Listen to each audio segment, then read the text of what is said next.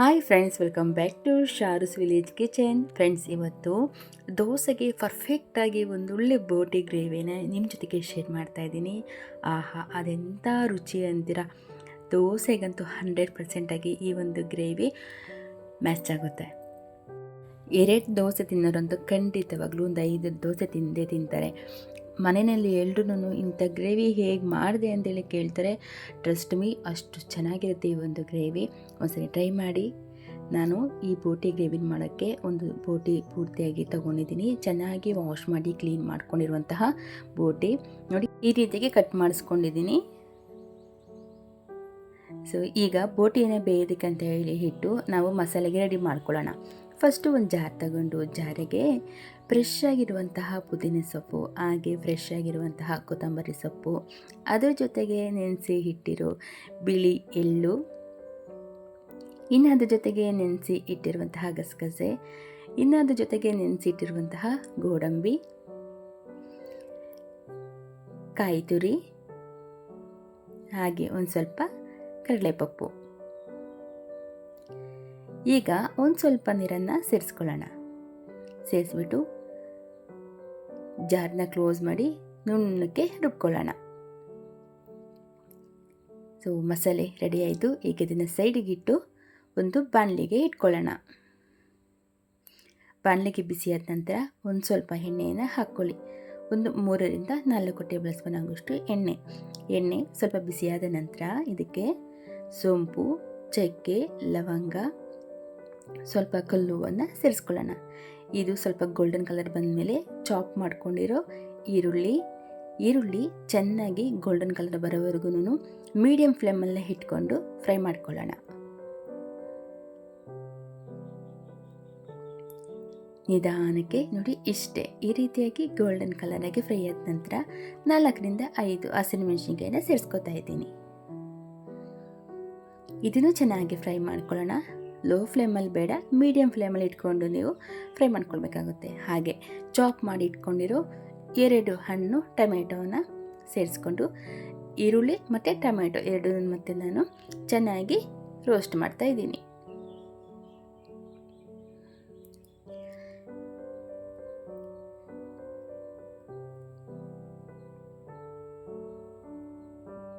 ಈಗ ಸ್ವಲ್ಪ ಶುಂಠಿ ಬೆಳ್ಳುಳ್ಳಿ ಪೇಸ್ಟ್, ಇದು ಹೋಮ್ ಮೇಡು ಶುಂಠಿ ಬೆಳ್ಳುಳ್ಳಿ ಪೇಸ್ಟನ್ನು ಸೇರಿಸ್ಕೊಂಡು ಮತ್ತೊಂದು ಸರಿ ಚೆನ್ನಾಗಿ ಮಿಕ್ಸ್ ಮಾಡೋಣ.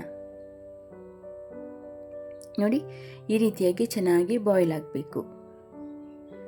ಈಗ ಇದಕ್ಕೆ 1 ಟೇಬಲ್ ಸ್ಪೂನ್ ಆಗುವಷ್ಟು ಮಟನ್ ಮಸಾಲ, ಹಾಗೆ ಒಂದು ಸ್ವಲ್ಪ ಗರಂ ಮಸಾಲ, ಖಾರಕ್ಕೆ ಅನುಗುಣವಾಗಿ ಅಚ್ಚ ಖಾರದ ಪುಡಿ, 1 ಟೇಬಲ್ ಸ್ಪೂನ್ ಆಗುವಷ್ಟು ಧನಿಯಾ ಪುಡಿ, ಇದನ್ನೆಲ್ಲ ಸೇರಿಸ್ಕೊಂಡು ಮತ್ತೊಂದು ಸರಿ ಮಸಾಲೆಯನ್ನು ಮಿಕ್ಸ್ ಮಾಡ್ಕೊಳ್ಳೋಣ.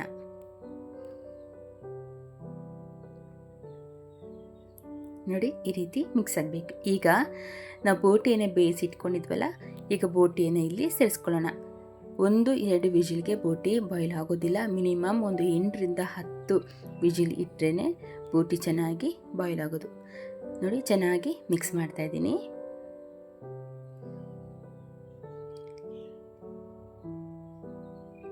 ಈಗ ಚೆನ್ನಾಗಿ ನಾವು ಮಸಾಲೆಯಲ್ಲಿ ಮಿಕ್ಸ್ ಮಾಡಿದ ನಂತರ ನಾವೇನು ರುಬ್ಬಿಟ್ಕೊಂಡಿದ್ರಲ್ಲ ಆ ಮಸಾಲೆಯನ್ನು ಇಲ್ಲಿ ಸೇರಿಸ್ಕೊಳ್ಳೋಣ. ಮಸಾಲೆನ ಸೇರಿಸ್ಕೊಂಡು ಮತ್ತೆ ಚೆನ್ನಾಗಿ ಮಿಕ್ಸ್ ಮಾಡ್ಕೊಳ್ಳೋಣ.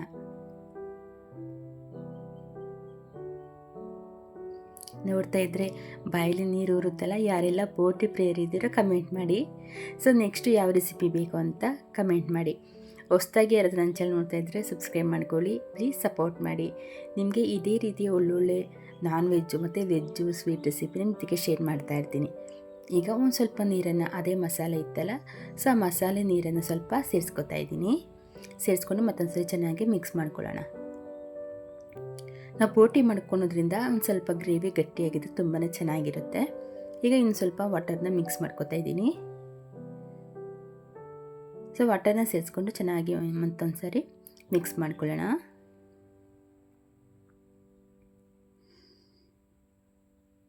ಈಗ ಒಂದು ಸ್ವಲ್ಪ ಅರಿಶಿನವನ್ನು ಸೇರಿಸ್ಕೊಳ್ಬೇಕಾಗುತ್ತೆ.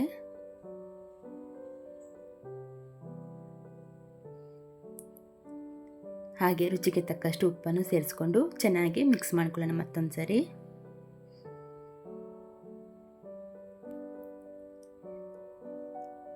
ಮನೇಲಿ ಖಂಡಿತ ನಿಮ್ಮನ್ನು ಹೊಗಳ್ತಾರೆ ಹೇಗೆ ಮಾಡ್ತೀವಿ ಬೋಟಿ ಗ್ರೇವಿ ಅಂತ, ಅಷ್ಟು ಚೆನ್ನಾಗಿರುತ್ತೆ. ಖಂಡಿತ ಟ್ರೈ ಮಾಡಿ. ನೀವೇ ಹೇಳ್ತೀರ ಅಕ್ಕ ಈ ಗ್ರೇವಿ ತುಂಬಾ ಸಖತ್ತಾಗಿ ಬಂದಿತ್ತು ಅಂತ ಹೇಳಿ. ಈಗ ಇದು ಕುದಿಯೋದಕ್ಕೆ ಬಿಟ್ಟು ಕುದಿದ ನಂತರ ಕೊತ್ತಂಬರಿ ಸೊಪ್ಪನ್ನು ಸೇರಿಸ್ಕೊತಾ ಇದ್ದೀನಿ. ಕೊತ್ತಂಬರಿ ಸೊಪ್ಪನ್ನು ಸೇರಿಸಿ ಮತ್ತೊಂದು ಸರಿ ಮಿಕ್ಸ್ ಮಾಡ್ಕೊಳ್ಳೋಣ. ನಾವು ಎಷ್ಟೊಂದು ಥರ ಬೋಟಿ ಸಾಂಬಾರು, ಬೋಟಿ ಗೊಜ್ಜು, ಬೋಟಿ ಗ್ರೇವಿ, ಬೋಟಿ ಕರಿ ಎಲ್ಲ ಮಾಡಿರ್ತೀವಲ್ಲ. ಸೊ ಈ ರೀತಿ ಒಂದು ಸರಿ ಟ್ರೈ ಮಾಡಿ. ಖಂಡಿತವಾಗ್ಲೂ ಹೇಳ್ತಾ ಇದ್ದೀನಿ, ಪರ್ಫೆಕ್ಟಾಗಿ ದೋಸೆಗೆ ಅಂತೂ ಸಿಕ್ಕಾಪಟ್ಟೆ ಚೆನ್ನಾಗಿರುತ್ತೆ. ಟೇಸ್ಟ್ ಅಂತೂ ಬೇರೆ ಲೆವೆಲ್. ಈಗ ನಾನು 2 ಮೊಟ್ಟೆ ತಗೊಂಡು ಸಪ್ರೇಟಾಗಿ ಹುರ್ಕೊಂಡಿದ್ದೀನಿ. ಉಪ್ಪು ಏನೂ ಸೇರಿಸಿಲ್ಲ, ಬರೀ ಮೊಟ್ಟೆನ ಮಾತ್ರ ಚೆನ್ನಾಗಿ ಹುರ್ಕೊಂಡಿದ್ದೀನಿ ಅಷ್ಟೇ. ಹುರ್ಕೊಂಡಿದ್ದಾದಮೇಲೆ ನೋಡಿ, ಈಗ ಲಾಸ್ಟ್ ಸ್ಟೇಜಲ್ಲಿ ಇನ್ನೇನಿನ್ನೊಂದು 2 ನಿಮಿಷದಲ್ಲಿ ಗ್ರೇವಿ ಚೆನ್ನಾಗಿ ಕಾದಿದೆ ಅನ್ನೋ ಟೈಮಲ್ಲಿ ನಾವು ಹುರಿದು ಇಟ್ಕೊಂಡಿರೋ ಮೊಟ್ಟೆಯನ್ನು ಇಲ್ಲಿ ಸೇರಿಸ್ಕೊಳ್ಳೋಣ. ಇದೇ ಇದಕ್ಕೆ ಡಬಲ್ ಟೇಸ್ಟ್ ಕೊಡುವಂಥದ್ದು. ಬೋಟಿ ತಿಂದೇ ಇದ್ದರೂ ಸಹ ಖಂಡಿತ ತಿಂತಾರೆ, ಅಷ್ಟು ಚೆನ್ನಾಗಿರುತ್ತೆ. ಸೊ ಫ್ರೆಂಡ್ಸ್, ಹೊಸದಾಗಿ ಯಾರಾದರೂ ನನ್ನ ಚಾನಲ್ ನೋಡ್ತಾ ಇದ್ದಾರೆ ಪ್ಲೀಸ್ ಸಬ್ಸ್ಕ್ರೈಬ್ ಮಾಡ್ಕೊಳ್ಳಿ, ಪ್ಲೀಸ್ ಸಪೋರ್ಟ್ ಮಾಡಿ, ಹಾಗೆ ಲೈಕ್ ಮಾಡಿ, ಶೇರ್ ಮಾಡಿ. ಸೊ ಈಗ ಬಿಸಿ ಬಿಸಿಯಾದಂತಹ ಬೋಟಿ ಗ್ರೇವಿ ರೆಡಿಯಾಗಿದೆ.